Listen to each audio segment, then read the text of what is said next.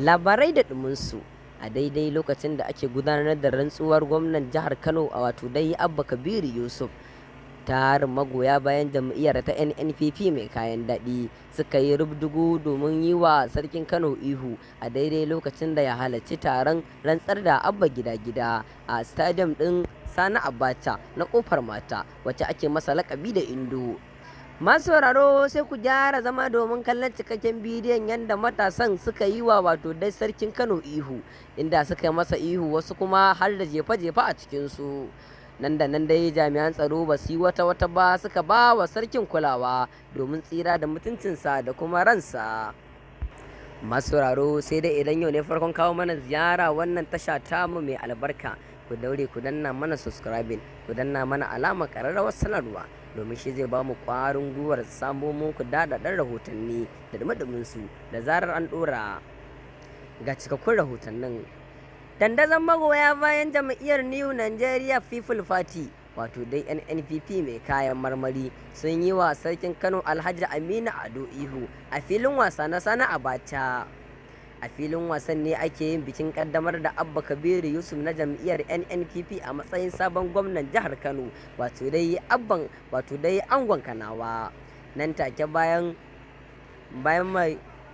wato dai mai sanda mai daraja wato dai sarkin Kano Aminu Ado, inda matasan suka yi masa ihu. Wato matasan sun kasance magoya bayan jam'iyyar nan na NNPP ne suka yi wa wato dai sarkin ihu cikin fushi. Gwamna mai barin gado Dr. Abdullahi Umar Ganduje na jihar Kano mai mika wato dai mulkin zuwa ga zababben gwamnan wato dai na jam'iyyar NNPP din wato injiniya Abba Kabir Yusuf a ranar Litinin 29 ga watan Mayu na shekara ta 2023. Abba Kabir Yusuf jigo ne dai na jam'iyyar New Nigeria People Party wato dai NNPP, kuma na hannun daman sanata Rabi'u Musa Kwankwaso tsohon gwamnan jihar Kano wanda shine dan takarar shugaban kasa na jam'iyyar NNPP din a zaben shekara ta 2023. sai dai Allah bai ba shi nasara ba, sai shi Abba Kabir Yusuf din Allah ya ba wa nasarar lashe zaben gwamnatin jihar Kano, wanda kawo yanzu dai Abba ya zama gwamnan jihar Kano. Sai kuma abin da ya ce an tabbatar da cewa da isar sarkin Kano wurin wato magoya bayan jam'iyyar New Nigeria People Party suka fusata da ihu da kuma yi masa efe-efe da kuma muggan maganganu da kuma muggan martani da suke ta miƙa wa sarkin, wanda hakan kwata-kwata jama'a da dama suka tabbatar da cewa hakan bai dace ba. A cewar rahotanni an yi wa mai martaba sarkin Bichi Alhaji Nasiru Ado Bayero kanin sarkin Kano wato dai Aminu Ado shi ma an yi masa ihu. A cewar Abba Kabiru Yusuf, takardun miƙa mulki ga Dr. Abdullahi Umar Ganduje ya ba wa sakataren gwamnati da ya miƙa masa, samsam kwata-kwata abin bai yi masa daɗi ba. Wato dai ya kamata a ce kowane gwamna mai barin gado shine yake miƙawa sabon wato wanda ya kasance shine gwamnan na jihar, shi yake mika masa takardun na handin oba. Shi kuwa Ganduje ba shi ne ya mika masa ba, ya wakilta sakataren gwamnati domin ya mika masa wannan takardu.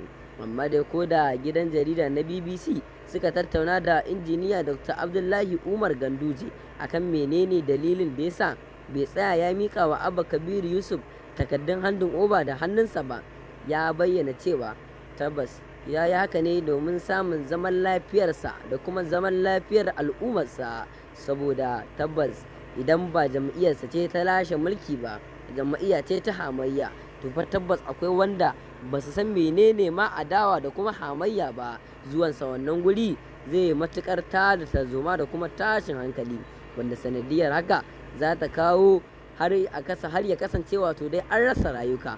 Wannan shine dalilin da yasa ya wakilta sakataren gwamnati domin ya je ya mika wa Abba Kabir Yusuf wannan takardu, amma dai ba komai ba. Daga bisani kuma ya taya Abba Kabir Yusuf din murnar lashe zaben na jihar Kano, ya kuma ba shi shawarwari dangane da gwamnatin ta jihar Kano, domin ya ce tabbas Allah Ubangiji ya riko da hannunsa kuma Allah ya masa jagora. A bangaren gwamna Dr. Abdullahi Umar Gandujen kenan.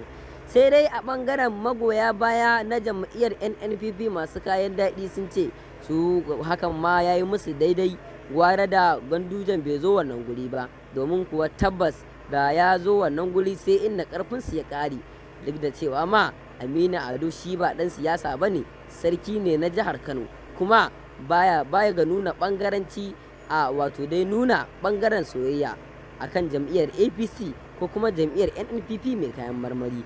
Amma dai tabbas abin Ganduje ne ya shafe shi, tunda Ganduje shine ya naɗa shi wannan sarauta, shine abin da ya shafe shi har aka yi masa ihu, wanda aka yi masa ife aka kuma yi masa maganganu marasa daɗi, wanda tabbas hakan kwata-kwata bai dace ba. Sai dai sun ce abin ya yi musu daɗi da Ganduje ya tafi Abuja gurin Tinubu da shi da matar tasa Goggo, wacce wato dai ta kasance suka yi fitar ɗango suka tafi Abuja, inda aka hana su shiga bila, wato daga bisani kuma da ƙyar aka basu suka shiga, suka je kuma suka zauna a gurin da wato dai kasance kowane ordinary mutum ne zai zauna, an hana su zama a VIP, wanda VIP din ya kasance wasu ne daga kasashen duniya da kuma manya-manya wanda suka kasance masu fada a jini a Najeriya. Wannan guri shi su aka killace wa wannan guri, inda aka hana Ganduje shiga wannan guri. Sai dai an tabbatar da cewa a daidai lokacin da mai girma Dr. Abdullahi Umar Ganduje ya doso wannan guri, security sun hana shi shiga, sun kuma bayyana masa cewa tabbas wannan guri ba su aka tanadarwa ba, an tanadarwa wasu baki ne na musamman, suka nuna masa inda ya dace ya zauna, wato dai gurin da ya zama ordinary, kowa da kowa da ni da kai da wancan za su zauna a wurin. Nan dai aka zabarwa gwamna Dr. Abdullahi Umar Ganduje wanda ya kasance ya zauna a wannan guri shine gurin zaman nasa. Sai dai kuma za mu ƙara karkatowa mu dawo tsarin siyasar jam'iyyar ta jihar Kano.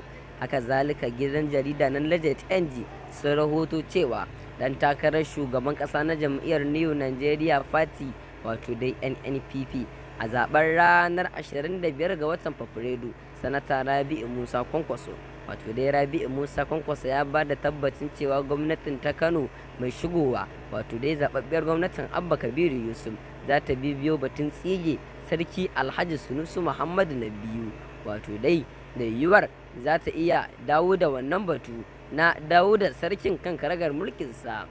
An tabbatar da cewa akwai batun yiwuwar dawo da Sunusi kan karagar mulki, wato dai inda wannan batu da Rabi'u Musa Kwankwaso yayi ya jawo muhawara a shafuffukan sada zumunta, inda tabbas wasu suke ba da goyon baya kan cewa tunda an rigaya da an yi wannan abin bai dace a ce a dawo da sarki ba, domin ko an dawo da shi ba zai ji daɗin yin sarauta kamar yadda ya kamata ba.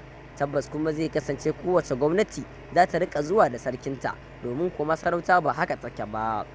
Wasu kuma sun ba da tabbaci da kuma shawara kan cewa a dawo musu da sarkin nasu, sai dai kuma su wanda suke ba da shawara kan a dawo musu da sarkin nasu ba su san menene sarauta ba, kuma ba su san me hakan zai jawo ba. Masu sauraro za ku iya bayyana mana irin naku ra'ayoyin dangane da wannan lamari da yake faruwa a siyasar ta jihar Kano, kan maganar da injiniya Dr. Rabi'u Musa Kwankwaso ya yi kan akwai yiwuwar dawo da sarkin Kano Alhaji Muhammadu Sunusi na biyu kan karagar mulkinsa, a kuma sutale Alhaji Aminu Ado daga kan karagar mulkin nasa ya koma hakiminsa kamar yadda ya baro, ko kuma a'a a bar wannan magana. Za ku bayyana mana irin naku ra'ayoyin, domin kuwa kowa akwai irin ra'ayin da yake cikin zuciyarsa dangane da wannan lamari. Za ku iya bayyana mana irin naku ra'ayoyin. Mun gode.